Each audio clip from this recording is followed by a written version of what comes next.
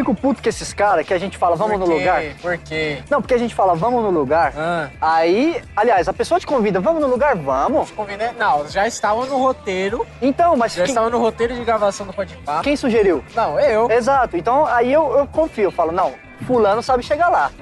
Aí vou confiando, nós vai, grava um episódio, agora vamos lá naquele lugar especial que a gente ia. Nossa, parece que a gente ia transar, né? Mas Fala o nome do lugar. vamos lá no Sesc Paulista lá. Ah, beleza, né? Paulista, ele deve saber como chegar lá. Aí a gente grava o primeiro episódio no Parque Trianon, se você não ouviu, ouça. E aí a gente vai sentido Sesc Paulista. E eu perguntando, ô Gui, é por aqui mesmo? É por aqui mesmo? Não, é por aqui, é por aqui. Tô sentindo.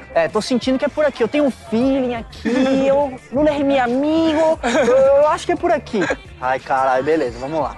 Aí a gente vai indo, nada, em nada de Sesc. Vê Gazeta, vê Jovem Pan, vê Globo, vê Antena 1, vê NetGeo, vê Discovery Channel e não acha. Qual que é o nome do diretor que tava lá na porta lá? O Woody Allen, o Diário. Nós vimos o Diário entregando panfleto, nós vimos a porra toda.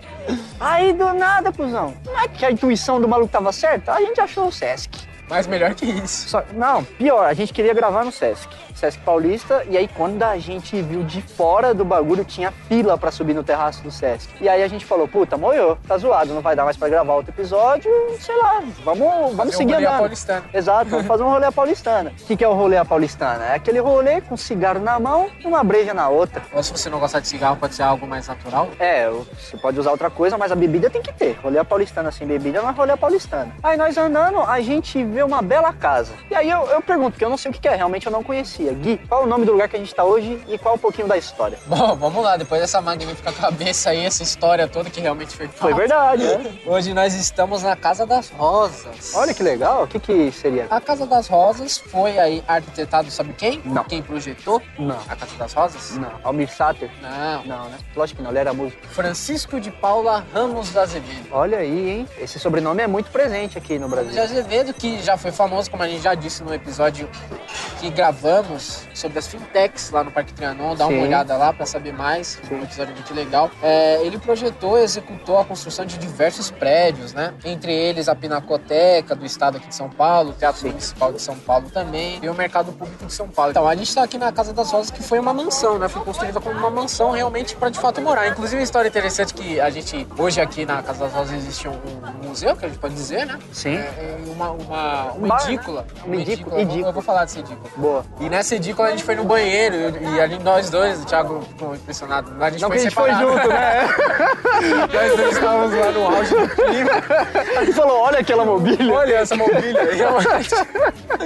O banheiro aqui é muito interessante, porque é aquela mobília tradicional de quando foi construído, por volta de 1935, quando terminou a construção. Olha só que engraçado que eu falei pro Gui. Nossa, parece que eu voltei nos anos 40 e quase acertei, né? Anos 30. Antes.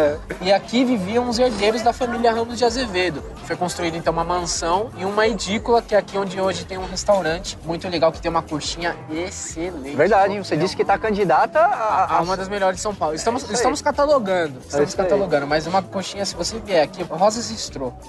Bistrô. A coxinha aqui, é excelente. Vamos voltar à história, né? Bora. E ele foi construído todo no estilo clássico francês, né? Foi construído uma casa, uma mansão na frente e uma edícula atrás, que é onde existe esse restaurante hoje. Em 1985, ele foi tombado pelo Conselho de Defesa ao Patrimônio Histórico, Artístico, Arquitetônico e Turístico, cuja sigla é CONDEPHAT. Nossa. CONDEPHAT, mas é CONDEPHAT.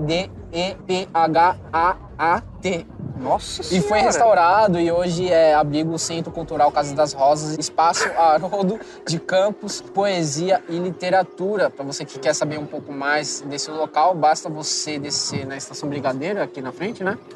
Desce na Brigadeiro, linha verde do metrô de São Paulo. Exato. E você, do lado do Sesc Paulista, você já vai encontrar. Você vai ver uma casa linda, antiga. Isso. Né? E pode entrar aqui, é um espaço livre. Se você quiser ver a programação do museu, também tá sempre aí. E tem um restaurante, venha provar essa coxinha. É uma coxinha muito excelente. E vamos agora ao brinde? Vamos ao brinde pela descoberta no melhor estilo podcast itinerante de São Paulo, assim hein? que a gente descobre os lugares. Exatamente.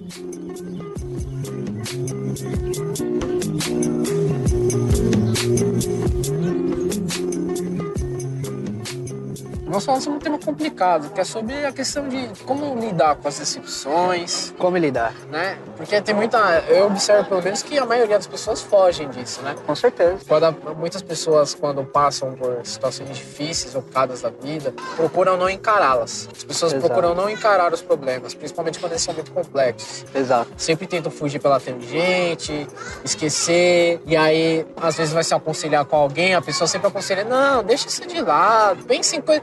É que nem quando Bola a gente... pra frente, a Quando vida a gente segue. estava fazendo a série Candidatos, que inclusive se você não escutou e queira saber a história dos candidatos que disputaram aí a eleição, tá lá a série Candidatos. Quando nós estávamos montando o quadrante das posições políticas de candidato, Sim. tinha uma questão lá chamada: você é do tipo de pessoa que quando tem um problema prefere pensar em coisas melhores ou não? Isso Era é mais ou foda. menos essa questão. É foda, né? Você é esse tipo de pessoa? Não, definitivamente não. Eu não sou esse tipo de pessoa. Quando eu passo por um arrependimento, ou por uma decepção, Por um problema? por um problema, né? Se foi eu que causei esse arrependimento, essa decepção, eu penso naquilo que eu fiz, tento me colocar no lugar da pessoa pra mudar, né? E evitar fazer a ação que levou ao arrependimento ou à decepção. Quando é comigo, eu penso da mesma maneira. Eu penso da mesma maneira porque é aquela velha máxima, né? Eu não faço para os outros aquilo que eu não quero para mim. Pode parecer um chavão bem clichê. É difícil de seguir. Não tanto, cara. Não, tanto. mas assim, nos momentos de raiva, de estresse, Ah, é difícil você seguir isso, sabe? sim. Quando você tá discutindo com alguém,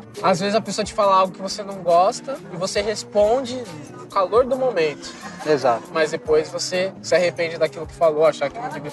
Assim, é importante pensar desse jeito, mas é muito mais fácil você pensar e não fazer nada que você não gostasse que falariam com você quando você tá numa situação em que ninguém fez nada. Quando entendeu? você tá Agora, quando neutro. você é atacado, é difícil você falar, não, eu não vou atacar a pessoa, não vou baixar no nível, porque eu também não gostaria que ela baixasse o nível comigo. Sim. Ou porque eu não sou desse tipo. A reação primeira é sempre se defender. Isso é o que evita muitos debates hoje em dia, inclusive. Então, você sabe que eu sou um cara que eu acho que discussão e debate tem que ter, entendeu? Só que sempre pautado em cima da razão e do respeito. Porque debate e discussão não existe sem razão e respeito. Não tem como a gente debater alguma coisa se a gente não trouxer a razão e o respeito pro debate. Por quê? Porque, pô, eu vou apresentar meus pontos, você vai apresentar os seus. Pra gente ter a razão, a gente tem que respeitar, entendeu? Eu não posso impor o meu lado tentando te desrespeitar ou diminuir alguma característica sua, ou do seu argumento, ou do seu ponto de vista, entendeu? Então, sob essa ótica, né, sob essa perspectiva, eu acho interessantíssimo, né? Agora,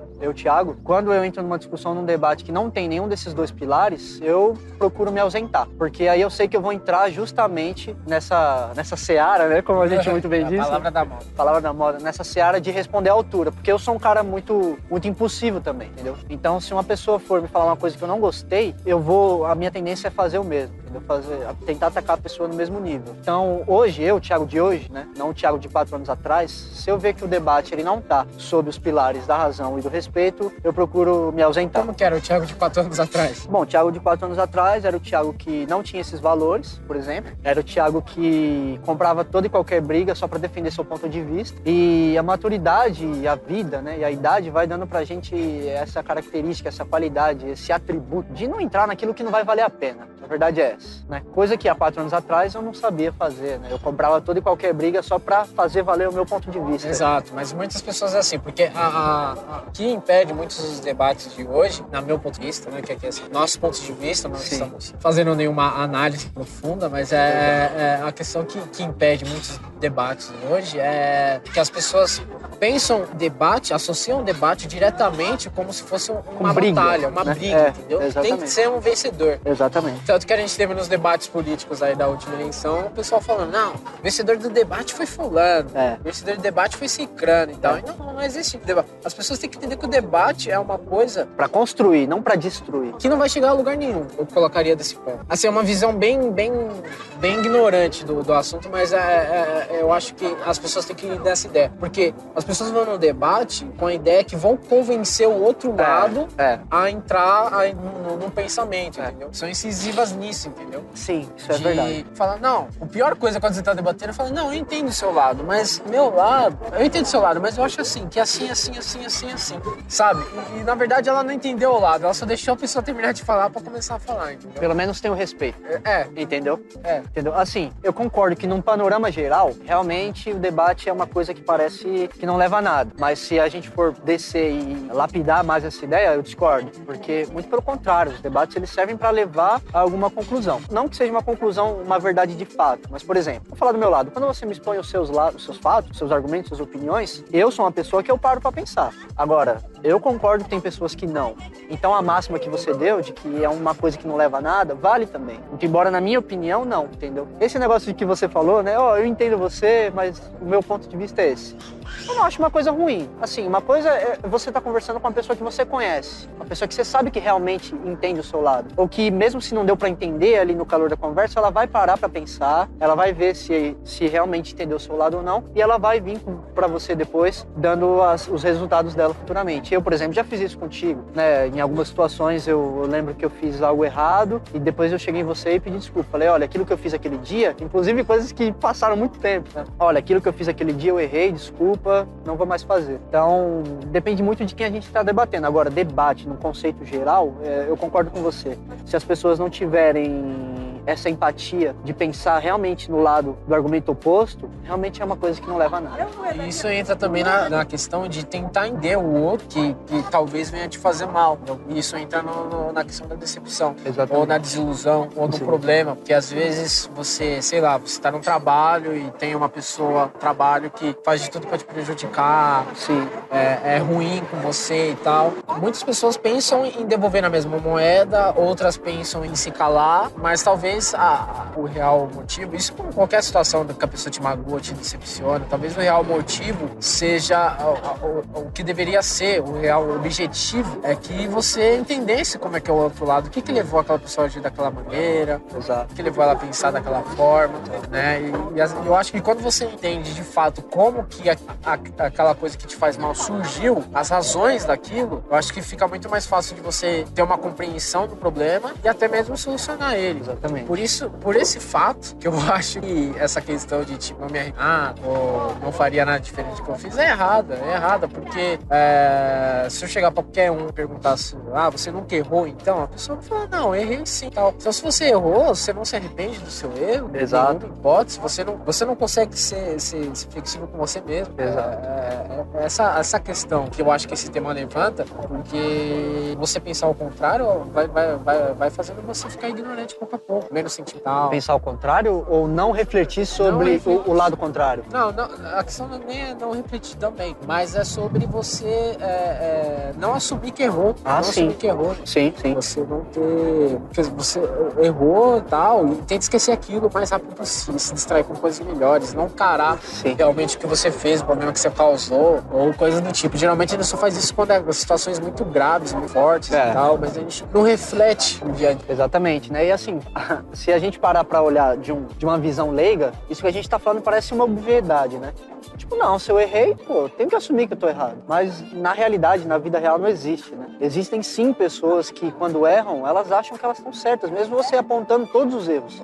Isso é chocante, né, cara? Quando você vê uma pessoa que tá evidentemente errada, você apresenta os pontos que estão errados dela, ela não te apresenta nenhum contraponto, ela não consegue embasar a opinião dela de que ela tá certa, e mesmo assim ela não admite o erro, né? Um exemplo, eu sou um exemplo de uma pessoa que reflete e vê seus próprios erros. Eu sou um cara que me considero de direita. Eu sabia que ele ia falar, só esperando. Eu sou um cara que me Quando ele começa a falar assim... Sou um cara que me considero de direita. Não que eu concorde totalmente com a direita, eu acho que quem concorda 100% com alguma coisa não pensa, né? Tem uma frase que diz, se você concorda 100% com alguma pessoa, significa que só uma pessoa está pensando, e faz todo sentido. Se eu concordo totalmente com você, significa que eu estou concordando com os seus pensamentos sem nem pensar sobre ele, entendeu? E dentro desse meandro, eu como sendo de direita, né, critiquei várias vezes, inúmeras vezes, né, vários programas assistenciais, né, que foram dados aí durante o governo do Lula, aí, que era um governo mais de esquerda. Quando eu vi um contraponto que fugia do meu ponto de vista, né, por ser um contraponto, lógico que vai fugir do meu ponto de vista. O contraponto foi que, de fato, por exemplo, o Bolsa Família ajudou várias pessoas que não tinham condições de nada, que estavam na miséria, de verdade, entendeu? E aí eu parei pra pensar, eu falei, porra, realmente, né, a minha realidade não é referência pra pautar a vida de todo mundo, entendeu? E aí depois disso eu falei, porra, eu tô errado aqui, né, e quando surgir essa discussão novamente, eu vou sempre falar que eu pensava que era ruim e hoje eu não penso mais, que sim, realmente é relevante pra algumas pessoas, entendeu? Quando você faz justamente, você elucidou muito bem essa questão de trazer o seu pensamento, refletir sobre ele, sim, pra causa raiz do negócio, entendeu? Exato.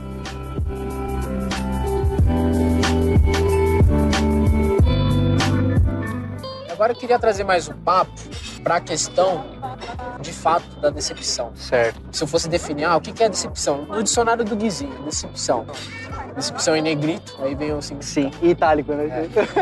Decepção é quando você coloca sua fé em algo e você não alcança os resultados almejados. Posso trazer para a linguagem dos mortais? Pode. É quando você tem uma expectativa...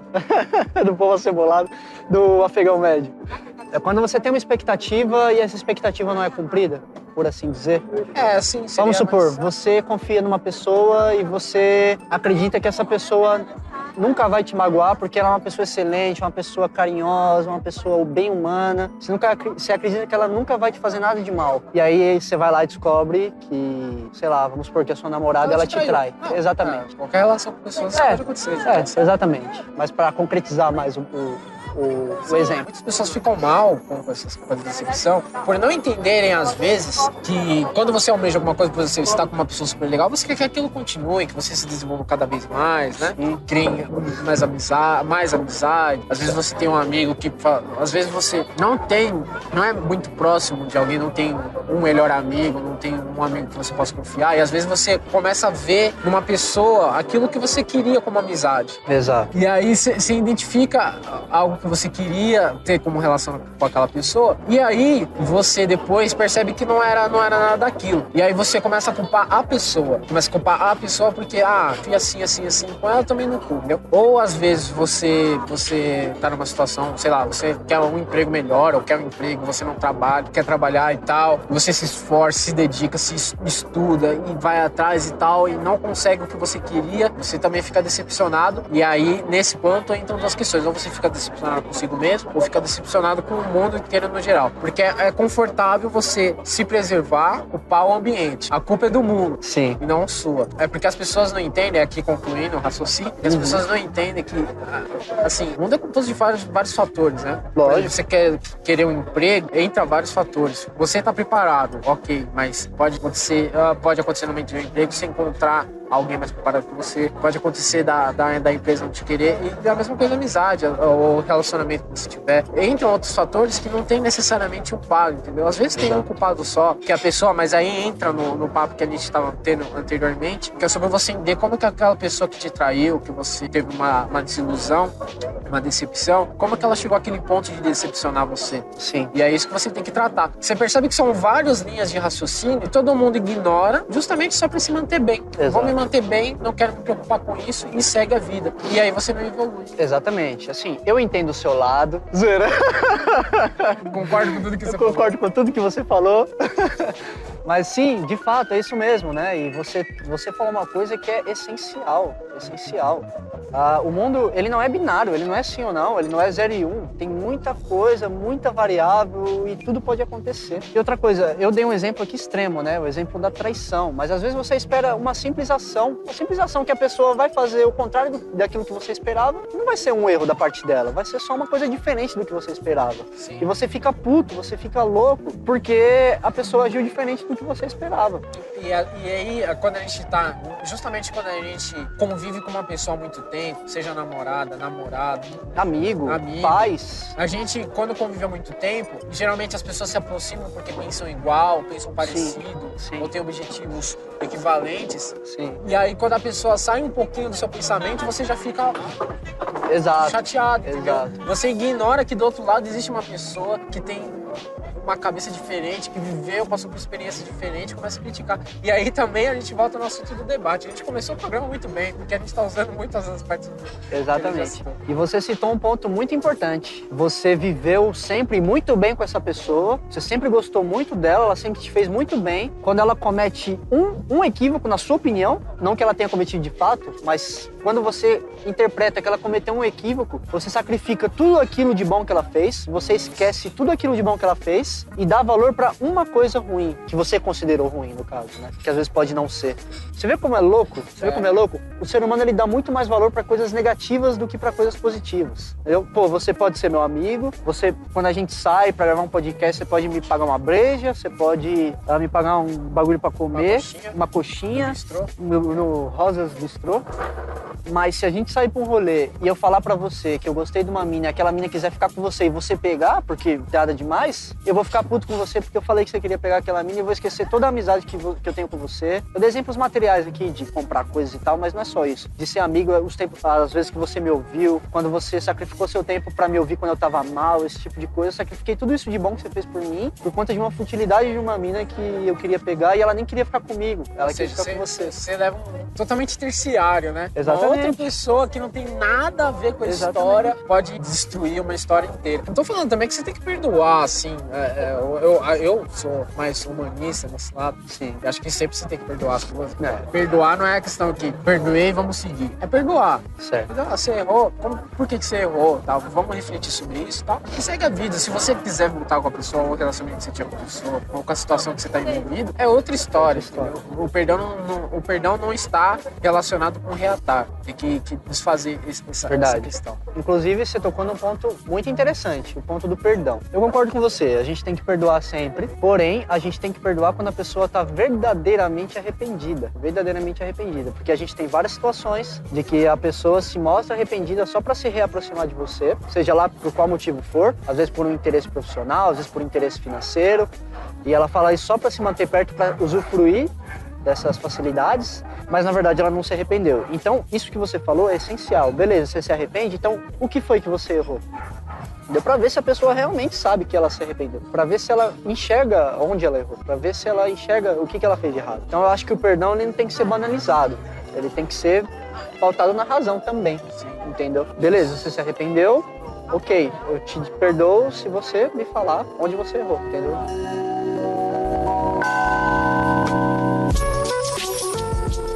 Beleza, a gente falou de quando os outros, entre aspas, erram com a gente. Mas e quando a gente erra com os outros? Entendeu? O fato do arrependimento. A gente falou que tem pessoas que não se arrependem de nada. E de fato, por mais que isso pareça bizarro e inconcebível, existem mesmo. Pessoas que defendem a ideia de que não se arrependem de nada. Mas o que... É totalmente errado, né? No meu também. Isso aí mostra que você não tem o mínimo autoconhecimento. Porque se você se conhece, se você tem os seus valores, você vai se arrepender de alguma coisa. Porque quando você tem valores bem estabelecidos e você quebra esses valores, você vai se arrepender, entendeu? E quando você se arrepende e você tem mínimo de humanidade, mínimo de consciência, você vai assumir o seu erro. Entendeu? E esse é o ponto que eu quero perguntar. Você, Gui, quando você erra, honestamente, não precisa falar coisas bonitas para o episódio. Quando você erra, qual que é o seu processo? Como você detecta seu erro? Como você vê, tipo, eu vi que tal pessoa se arrependeu. Por que será que ela se arrependeu? Porque às vezes se a pessoa não expressar nada, a gente não vê que a gente errou, entendeu? A não ser que a gente faça o exercício constante de tudo que a gente faz para ver se a gente errou em algum ponto. Isso não é natural, a gente não faz isso no dia a dia. Então, quando uma pessoa erra, demonstra um arrependimento, como que você se comporta? Olha, eu como aquariano que sou, eu não sou bom muitas vezes de demonstrar as coisas e não consigo, por exemplo, se a gente discute aqui agora, ou se eu brigo com alguém, pode ser a briga mais enfurecida que for, passa 5 minutos, um dia, eu já me arrependo. Falo, não deveria ter feito isso, deveria ter falado tal. Mas no meu processo, eu não, às vezes, muitas vezes, na verdade, eu não tenho a condição de chegar na pessoa e falar, lembra aquele dia lá? A pessoa, que dia? Nem lembro. Aquele dia lá, que eu falei isso aqui, então me arrependo, parça. Você não tem a condição emocional ou de oportunidade? Emocional. Certo. Fazer isso. Eu prefiro, sabe, recompensar. Certo. Se eu tratei aquela pessoa mal, eu tento depois tratar ela melhor e tal, Entendi. deixar a pessoa mais à vontade. Às vezes dá mais atenção. Dá mais atenção, justamente isso. Agora, quando eu percebo que eu erro, eu percebo que eu erro quando eu... Na verdade, assim, todas as discussões, eu sempre encontro erros meus, sabe? Isso é legal, hein? Isso é legal. As discussões eu digo de maneira pejorativa, de briga mesmo. Certo. Eu sempre acho que sou eu o errado com a pessoa. E às vezes a pessoa fala, não, mas eu também errei. Eu falo, não, mas eu errei mais, tá ligado? Nesse papo. Porque é mais fácil você encontrar erros em você do que você, às vezes, encontrar erros no outro disso. Não, pra mim, pelo menos, é assim. Eu sei que a gente falou que tem que ser um exercício de você entender como é que a pessoa chegou naquele pensamento. Por que a pessoa tá brigando com você? Qual que foi o motivo? Da onde surgiu isso? Entendeu? Já é coisa que vem me dar um tempo, você tem que fazer sempre isso. Mas às vezes eu me considero como o errado da história e talvez esteja até uma questão de humildade, né? Mas assim, eu acho que cada pessoa tem a sua maneira diferente de perceber isso.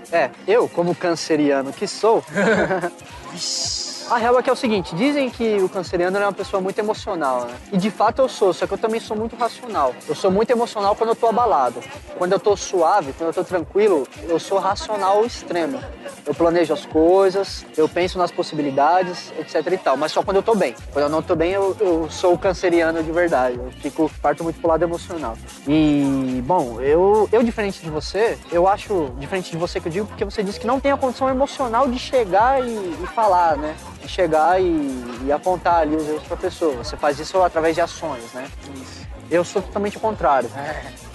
Você sabe muito bem disso, eu já errei umas 2 ou 3 vezes com você. Eu cheguei as 2 ou 3 vezes, um tempo depois, e pedi desculpa, e foi genuíno. E eu expliquei o porquê eu tava pedindo desculpa, e pra mim, isso é muito importante. Eu posso me arrepender o tanto que for. Se eu não conseguir falar pra você que eu tô arrependido, eu não vou ficar feliz. Eu não vou me sentir arrependido de verdade, sabe? Eu não vou me sentir compreendido, porque quando eu me arrependo, eu compreendo qual foi o meu erro. E eu quero que você compreenda pra saber que eu sei que eu errei e pra saber que eu sei que eu me arrependo, entendeu? Quero que você saiba que eu sei que eu me arrependo. É um pouco metalinguístico, né? Mas é isso. Acho que dá pra entender bem, entendeu?